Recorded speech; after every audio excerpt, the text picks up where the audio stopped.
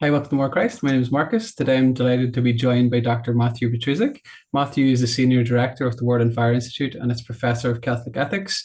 He's authored and edited several books, including Evangelization and Ideology, How to Understand and Respond to the Political Culture, most recently. Jordan Peterson, God and Christianity, The Search for a Meaningful Life, Ethics and Advocacy, Bridges and Boundaries, and Values and Vulnerability, and Interfaith Dialogue and Human Dignity. He lectures broadly in both English and in Spanish on moral philosophy and theology, politics, social issues, and the Catholic intellectual tradition.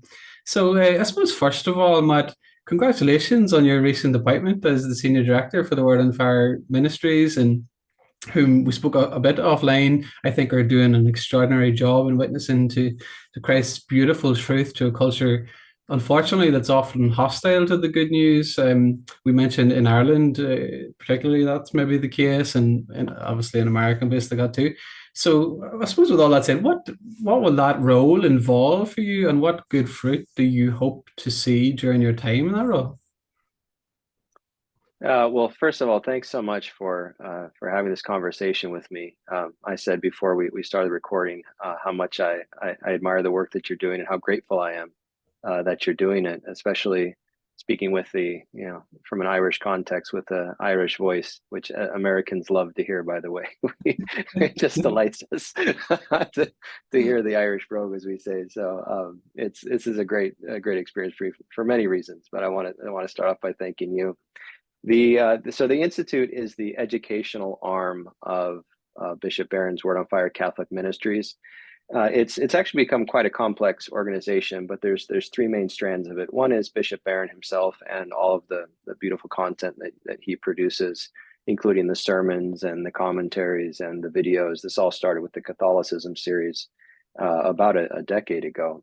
So that's one peg, we could say, of the stool of Word on Fire. Another is our publishing division, which itself is divided up into different divisions. So we have Word on Fire Institute, Word on Fire itself. We've just launched a new children's book line called Word on Fire Spark. So that's all under publishing. And then the Institute, which I'm now at the helm of. Please pray for me for that. Is the educational part. So we can loosely think of it as an online platform that really provides a sustained, systematic engagement with the Word on Fire ethos. And eventually, a bit of news to share, we'll be also offering a master's program, a formally accredited master program as well in partnership with the Catholic University. So that we'll be sharing more news about that soon, but that is also on the way. Wow, that's most exciting. So I could also just give a little sort of a description of the mission. So what we do more specifically, I've been trying to think of a way to communicate it efficiently, because we really do a lot, and came up with an ecclesial analogy. There's different ministries online focusing in different areas, and there's lots of great Catholic content right now, and it's really a blessing, sort of a paradoxical blessing, that as the church recedes from parts of the world in which it really used to have a strong presence, at the same time, we have all of these fantastic apologetical resources rising up. And so it's just a matter of tapping into them. And there really are quite a few. So I think what sets Word on Fire apart is we try to do all of them well at the same time. So we have to do the work kind of a parish. And in that sense, we have to try and conserve the church amidst the culture in all of its different cultural contexts. So there is, we're trying to stop the hemorrhaging of people leaving the church. We also have to be a kind of monastery as well, where we're fortifying the faith outside of the culture in the great monastic traditions, which is a diverse tradition, but all of them burrowing into the deep truths and beauty of the Catholic faith. We also have to be kind of akin to the work of a cathedral, where we celebrate the triumph of the faith over the culture, whatever cultural context we're in. As a kind of beacon of hope, the city on the hill of the true revelation and true fullness of God's plans for humanity.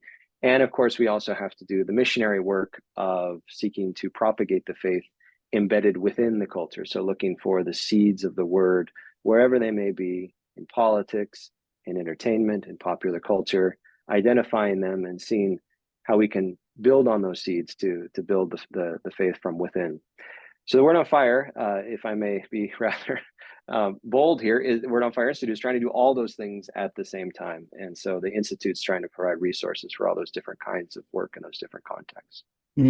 That's wonderful. Thank you for sharing that. And I hope this will act as a springboard for people to get into some of the work that you're doing. And I want to particularly recommend the recent lecture series that you did on different ideological views and so on, which we can touch upon later in the interview.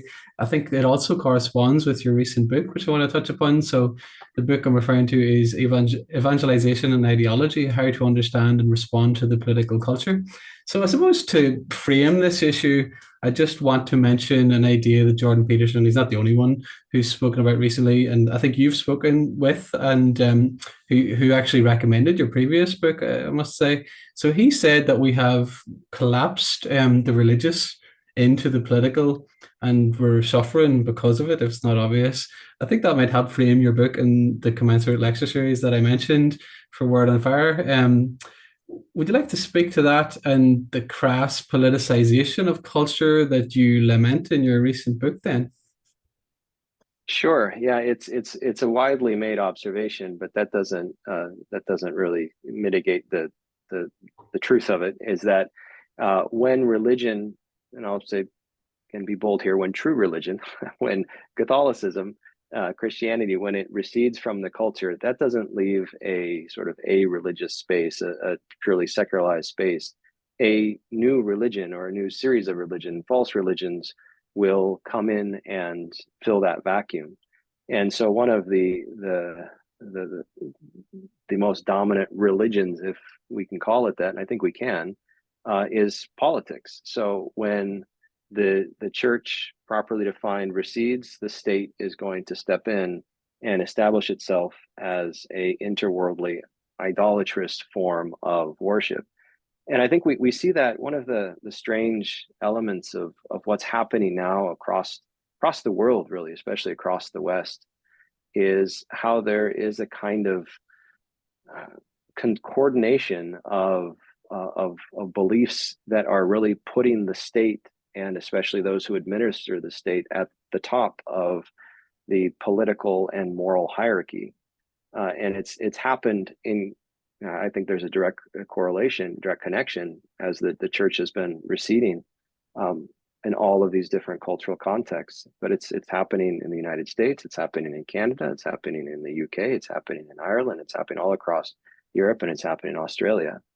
And there's a reason for that. And it's that, what, as Jordan Peterson touched on and many others, is that the state will fill in that gap when the church leaves it. And so I think one of the great virtues of your work is that you do shine this realistic light on the very real challenges we face, but also point to different opportunities. So I suppose, in what ways is this moment in history particularly challenging? I think even as Pope Benedict said about the internet, it's like a new continent and everything.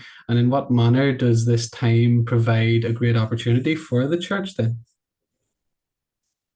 One of the metaphors so I didn't come up with this, and I've heard in several contexts, but I really like it, is the cut flowers metaphor for describing what period we are in history right now. So the basic idea is that when you remove flowers from the soil, you have a period of time in which they'll look just as fresh and beautiful as if they were still had their roots in the sustaining life-giving soil from which we took them out. But the idea is that over time they'll begin to wilt and to die. So I oftentimes think this when I look back on movies that I watched in the 90s and the early 2000s, growing up into early adulthood, and I see secularism in those movies very, very blatantly. Religion is oftentimes, Christianity specifically, is oftentimes made fun of. It's oftentimes seen as an oppressive force. But even then, there's still this sort of basic cultural construct that these films and the entertainment culture in general is operating within, that there are these sort of moral values that that everybody just takes for granted. Well, these moral values, of course, have their roots in Christianity, both the natural law tradition and the biblical tradition combined. And I think what we've seen now, where we are in history, is we've cut the flowers of our morality and even basic sanity, even our ability to identify a fact as a fact. And now those flowers are wilting and rotting. And so we've seen the failure of secularism. We're living that right now across the board. Things are collapsing in real time and in a speed that would be very difficult to have predicted, even 2 or 3 years ago. And so the opportunity that's in this collapse is to recognize that we have to put those flowers back into the dirt. We need not just sort of a generic morality that's based upon a you do me, classical liberalism, the idolatry of autonomy. It needs to be embedded in that framework that all things are ultimately grounded in a reality in which we are embedded, but that is not a product of our own creation. And so just as there's an objective definition for health, there's an objective definition for the health of the soul, both individually and communally. So I think people are beginning to see that it's not working, and that opens the space to return to some of the alternatives. Excellent. Thanks so much for that, Matt. And another element of your work that I appreciate and the Christian way generally is this emphasis on things like nonviolence and persuasion and genuine argument, as opposed to some of the fighting that masquerades as argument today. So I suppose, what is the difference there between fighting and arguing as you draw this distinction in your work, and why is it vital that we argue and argue well? Well, it's vital just to maintain, in a very practical sense, just to maintain the peace. I mean, the alternative to argument is fighting in a literal sense. The alternative to argument is violence. And so insofar as we abandon a commitment to argument, we abandon a commitment to seeking to identify shared truth in a dialogical relationship. Think of the word dialogos. So it's based on the idea of logos, or reason, that there is a sort of a structure of reality that we tap into when we enter into conversation with each other. And so we're on common ground. If we and Pope Benedict saw this decades ago, that we were already headed in this direction, we give it up, we lose everything. And that's where Pope Benedict would talk about the tyranny of relativism. Relativism is not liberating. Relativism gives carte blanche to those who happen to have the most power, cultural power, physical power, to do whatever they want, literally whatever they will. And so it's only by recognizing that we are embedded in a reality that is objective that we can hold that back. However, as we're seeing right now, we're against the current and seeking to hold that position. And so we also have to be realistic and recognize there is a time when argument breaks down. And that's especially the case if you're, big air quotes here, arguing with somebody who denies the existence, even at a theoretical level, of universal reason, and is just making assertions based upon subjective feelings. We have to look at other strategies at that point once we're in that territory. And unfortunately, I think we are. And I think part of the problem too, Elaine, with your work, and someone like Del Noce and Carlo Lancilotti, who's translated his work from English, is this, say, Marxian notion that there's this conflict there. You got your oppressors and your oppressed, and there must be a violent revolution to overturn society, and the traditional Marxist conception of class, or whether it's new ideas of race and so on. And you talk about some of the nuances in these ideologies as they manifest themselves today. So I suppose in contrast to that, what can Catholic social thought teach us about what to say in a culture dominated by some of these secular shibboleths or more Marxian notions of social justice, so-called? Yeah, a lot. And the first thing I would have to just caution against is the word social justice has become so contaminated by secular ideologies that a lot of people who are very afraid of what's going on, and justifiably so, hear the word social justice, and I think that's not for me. That is the whatever that means. It's the opposite of what I want for myself and my family, my community. That's unfortunately the case because social justice has been hijacked by these ideologies, but properly understood in its right use a fancy word here, but right metaphysical context, social justice is a positive good. So a lot of the work that we have to do as Catholics and as Christians in general is to reclaim the meaning of our words. As you know, Marcus, so much of the battles nowadays are over words having been unmoored from any foundation in objective reality. And so we have to reclaim the meaning of words. And one of those, of course, is social justice. Social justice, in its most basic sense, is just the idea that we have an obligation individually and communally to try. We're not utopian. That's a very important feature of a Catholic conception of social justice. Utopias are bad because we live in a fallen world. And so we should never pursue utopias as an end goal. But within that horizon of sin, recognizing the reality of sin, social justice is we should put together a society, to the extent that it's possible, in which each individual human being, man and woman, boy and girl, has the best shot at becoming the full flourishing person.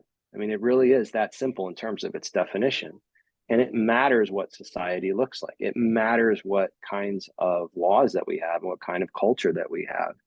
We were seeing this with, the TikTok phenomenon, right? I mean, one of the most corrosive effects on kids, let's say adults too, is TikTok. Now, that doesn't mean we ban TikTok. That doesn't mean we move to strike it from the culture, but that we recognize that the kinds of inputs that we have into the general pool that we all swim in, if you're pouring sewage into it, it's going to affect all of us. And so social justice is just seeking to recognize that we do have a commitment to try and build the best communal spaces possible for the flourishing of individual human dignity. Amen. And somebody who's shown a marked influence, I think, on your work is the Canadian philosopher Charles Taylor. I want to ask you a little bit about him and why folks like that are important.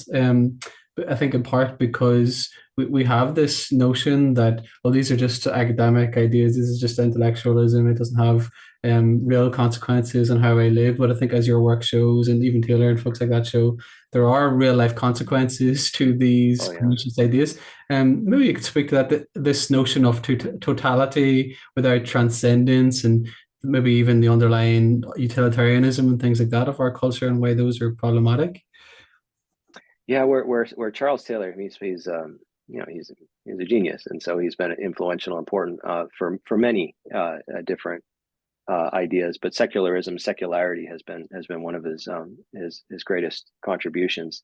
And I think one of the best insights that he has is that secularity is emerged, right? It's so many people now just take it for granted that the dictums that we hear, like you be you and I'll you do you and I'll do me, or even my body, my choice, or the whole pronoun movement as well. That like I have control over reality to the extent that I can actually alter the laws of nature. These things which are taken for granted by large segments of the population cross-culturally emerged. They haven't always been there as ideas. And so he really helps in sort of doing an intellectual genealogy to show, how and why these ideas have come to be. And so now that we recognize that these ideas have emerged over time, that they haven't always been there, we can begin to say, oh, well, if they haven't always been there, maybe they don't need to stay around. And so maybe we can show people by careful argument, respectful debate, when people are willing to engage with us, that these ideas really don't make sense, and they don't even hold up to some pretty basic philosophical scrutiny. Well, one of those is, as you alluded to, is utilitarianism. I mean, utilitarianism, the greatest good for the greatest number. A lot of people hear that and say, well, that sounds like a pretty good way to get through life, both individually and politically. But utilitarianism is built on empiricism, built on a form of knowledge that's totally sense-based. And at the bottom of that, you have a very sort of basic recognition that empiricism cannot produce moral claims in terms of its own internal logic. Being able to perceive something, to be able to identify reality in an empirical way. There's no way using that methodology to either identify facts as facts, moral facts as facts beforehand, or to take moral facts, assuming you could identify them, which you can't purely from an empirical perspective, and then to turn that into a should, that you should do this, that society should be organized this way. So the book talks about this. The whole framework for utilitarianism is based upon a philosophical inconsistency, an incorrigible philosophical inconsistency. It's doomed to fail by its own logic. And so we have to get down to that bedrock to show that, look, these ideas just don't make sense. They don't hold up to scrutiny. And the good news is there's a better alternative. Excellent. Thank you, Matt. And I suppose as someone, as I am drawn to the classical liberal and libertarian respect for free speech and non-violence and the non-aggression principle and so on, I was interested to hear your take on those. And I do think that you make some good points about those, at least as it pertains to most libertarians and their secularist underpinnings. In what ways are those ideologies often intertwined with this kind of individualist anthropology? And why is it ultimately lacking from a Christian perspective then?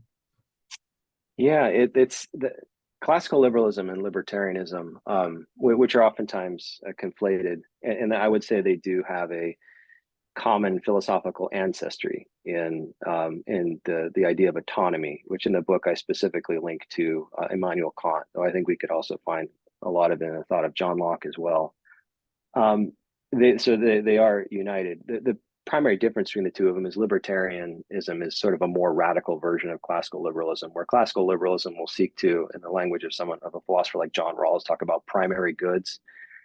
Classical liberalism can have kind of a sense of a shared responsibility across society. Libertarianism is radically individualistic and tends to say no, we cannot have any kind of non-consensual interactions with the state or with each other.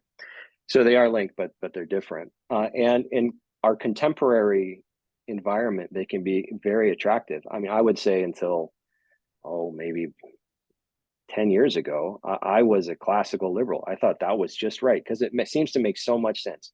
This idea that I'm going to pursue my conception of the good, you pursue your conception of the good.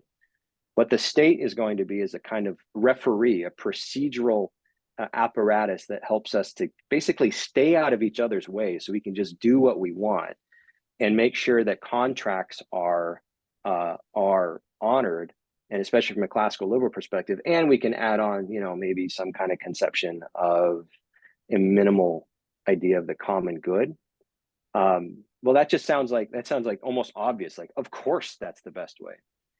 But the problem, and we're seeing this happen now in terms of the fruits of this idea coming to bear, is classical liberalism and libertarianism both reject the idea of any shared conception of moral reality beyond autonomy.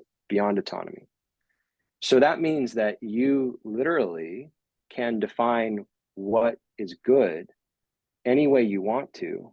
The flip side of that is that every definition of the good that you come up with, individual, is equally arbitrary.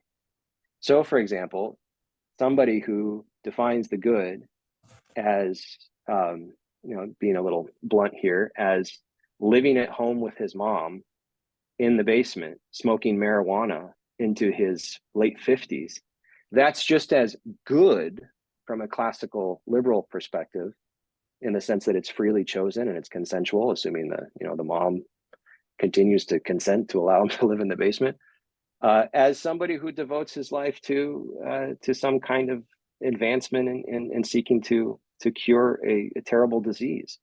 There's no way to morally differentiate those two kinds of lives from a classical liberal perspective.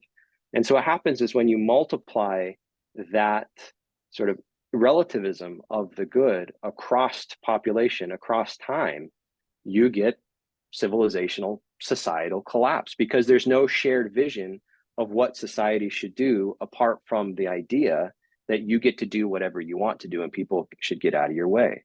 And so we can't talk about virtue, we can't talk about character, we can't talk about even caring for the young in any kind of collective sense of we have a responsibility to the next generation.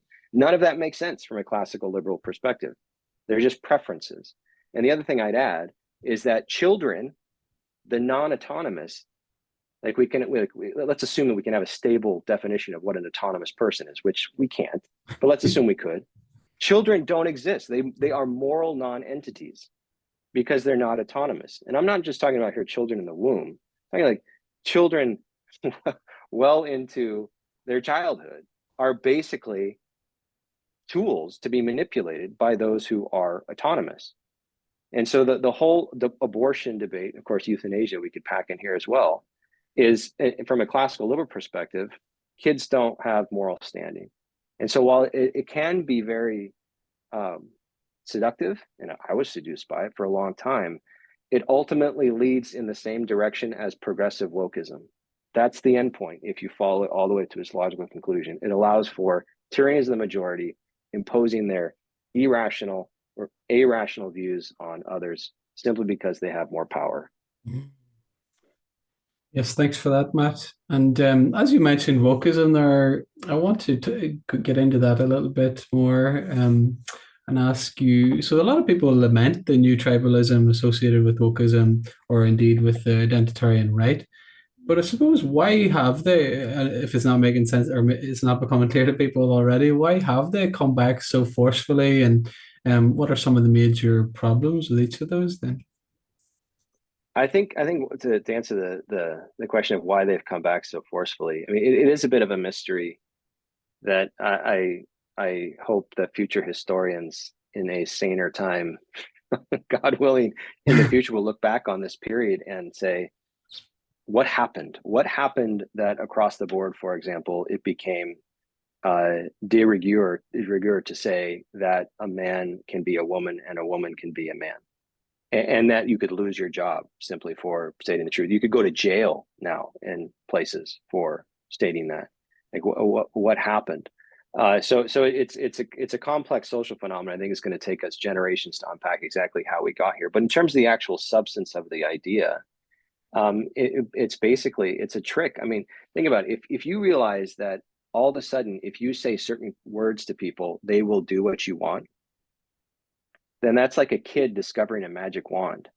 I mean, it's like, okay, I'm going to call you homophobic, or I'm going to threaten to call you homophobic.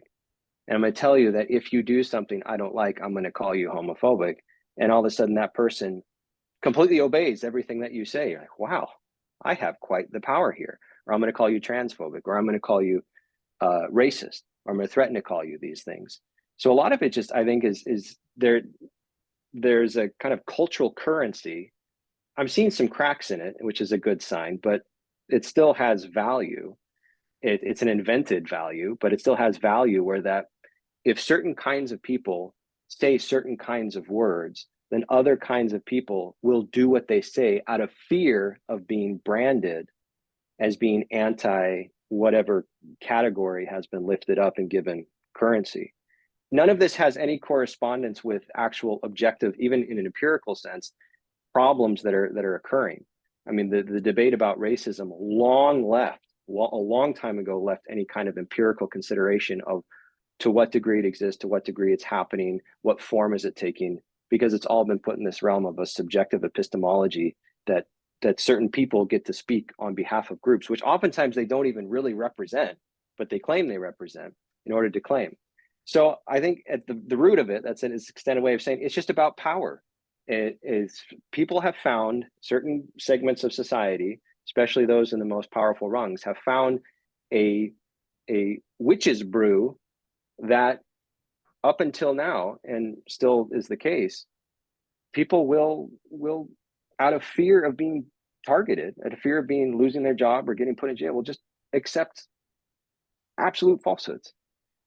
So, I mean, it's not the first time this has happened, right? This periodically happens throughout history, all the time. It's happened, and it's just happened to us in the West. Unfortunately so.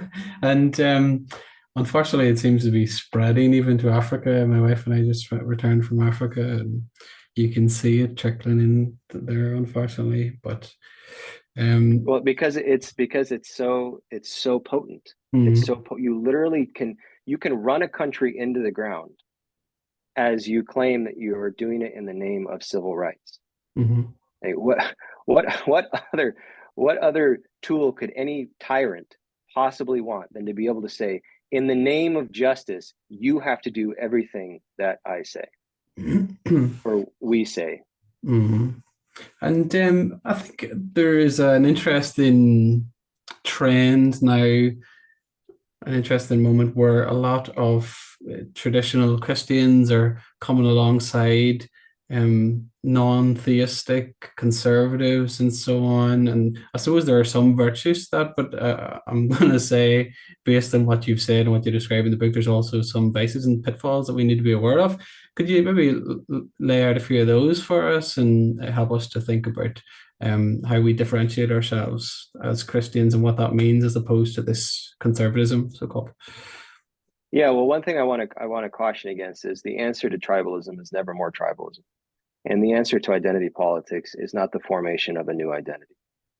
Down that path lies total ruin for everyone, and unfortunately, there has been some of that, and it's in some sectors has actually got quite a bit of momentum behind it to say, well, you say you're this, I say I'm this. The most basic moral insight of theism in general, and then we can build Christianity on top of this, is that there's one God, which means there's one reality. So given that there's one reality, all of us at some very fundamental level can speak the same moral language. We do have a shared moral language. Now, of course, that gets distorted by sin, and it gets distorted by people who deliberately want to distort the moral language in order to advance their individual or their group's goals. But that doesn't change the underlying reality. So insofar as we are part of this shared moral reality, all buttressed by the existence of one God who created it, that at least gives us the opportunity to avoid tribalism by always appealing to universal values. Now, people hear that term, universal values. This is one of the things, to be honest, that drives me nuts. I spent 10 years in, a lot of things drive me nuts, but I promised I wouldn't rant. I spent 10 years in higher education, and I would frequently be told this following formulation. So we can't speak about universal values because that is some form of patriarchy or some other bad word. So that would mean if there's no such thing as universal values, that would mean what? That this relativism is true. So there's no universal values, all values are equal. But then the same voices that would be saying you can't say universal, you can't say objective, would then tell you you're a bad person for not using the pronouns. Mm-hmm. And I mean, what do you do with that? What do you do when there's such an overt contradiction in your face? It really becomes quite challenging how to address that, especially since argument appears to be disabled. But whatever our approach, the answer cannot be, okay, well, I'm just going to start making my own identity-based claims and try and grow more powerful than you so we can do what we want rather than what you want. Mm. As Christians, as theists, we're grounded in a natural law tradition. We're committed, we must be committed to moral universalism. And so come what may, we have to stick with that. We have to make our claims universal and as intelligible and persuasive as possible. If we don't, then we've already lost the battle even before we started it. Amen. Thanks for that, Matt. And what practical advice then do you offer to evangelists in the political sphere in the conclusion of your book? One of them, and this is in the book, I say, this is basically advice to myself. I'm trying to warn myself because I love to give advice and hate to follow it kind of problem, right? So one of them is and I'll just say I should not become part of the problem. There is so much to be angry about. There's so much to be even in despair about. I mean, now that we're recording this, we have another war that has just opened up. There's so much chaos, moral chaos across the world. There's so many people saying patently absurd things who have a lot of power and control over us, which is very frustrating. And so a temptation is to get angry and to let that anger dominate our thinking. The anger is understandable. It's even righteous to a certain degree. However, it can poison us as well. And so one thing that it is to be Christian in particular, so we, on top of the theism, we build our particular Christian witness, is we have to be joyful. We are commanded not to worry. That's something I tell myself oftentimes, but Jesus says, do not worry. That's a command. It's not like guru advice. Don't worry. So, I mean, there's different ways to interpret that, but one of them is just do good now. Whatever sphere of influence you have, whatever capacity you have to influence, and this starts at home, those around you, make sure it's a good influence, make sure it's a godly influence, and don't get caught up, don't be consumed by anger. Another piece of advice is, and we already talked about this, but to the extent it's possible, engage in dialogue with others. Again, logos. Dialogue does not just mean talking to, and it certainly doesn't mean agreeing with somebody who's talking to you. Mm-hmm. Like, oftentimes dialogue's used as a cudgel, like, you're supposed to be dialoguing. Why are you saying you disagree with me? Isn't that what dialogue means? Like, that's not what dialogue means. But it does mean listening respectfully and looking for common ground to the extent it exists. But here's the third piece is this, and I think we all have to be realistic, is that we're in an environment right now that's not only suspicious, but actively is hostile to theism in general and Christianity in particular. And so to the extent that we share common institutions with those who not only disagree with us, but are actively motivated to cause us harm in different forms,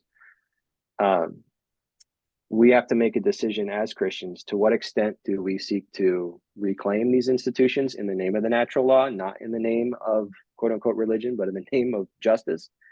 And to what extent do we say this boat is irretrievably sinking and we have to create a kind of parallel society for us just to survive in and to protect, to raise our children in? That's a prudential question, but it's one that we have to be answering already right now. Do we need to create this kind of parallel society just to weather this storm as it consumes itself and everything around it? Absolutely. Thank you, Matt. And one thing aside from your excellent book that we've been discussing, I wanted to ask you about was in line with your previous book, actually, with Dr. Kaiser. So in your previous book with Jordan Peterson, you wrestled with his ideas. I wonder what you think of what he's doing with his art project and so on. I suppose, especially in light of the new book and your work in this area, because he has some of those classical liberal assumptions and so on. And I wonder how much potential there is in a project like that. Or I don't know. My friend Jonathan Pajot was invited onto that project, and he's an Orthodox Christian, obviously. And the pastor Paul Vanderklee, I don't know if Bishop Barron has an involvement in that, or would you like to speak to that project and how that might be aligned with Catholic social teaching and some of the things we've been talking about? Well, I think it's only for the good. I'm not aware of any involvement by Bishop Barron, but certainly the project itself, I think is a great advancement for Peterson's own cause. Now, I have the highest respect for Peterson, and one of his great virtues is courage. I mean, I think a lot of people forget that Jordan Peterson has been Jordan Petersoning for a long time, and he put everything on the line. He's doing it again with the dispute with I think it's the Ontario Association of Psychology, or it's some group that also has sort of quasi political authority that's trying to take away his license. But he stood up early on against compelled speech, and he could have lost everything. And so he's a great courageous figure. And one of the ways that in the previous Peterson book, I try and frame his thought as a great admirer of his thought, is he's doing a kind of theology. Originally, I thought, well, how about a theology of the narthex? The gathering space before you get in the church. But then I thought, no, it's not quite the narthex yet. It's out in the parking lot. So it's a theology of the parking lot in the church. And that's great because he's reaching people who never would take religion seriously. And in that sense, he's doing a great service, a great service.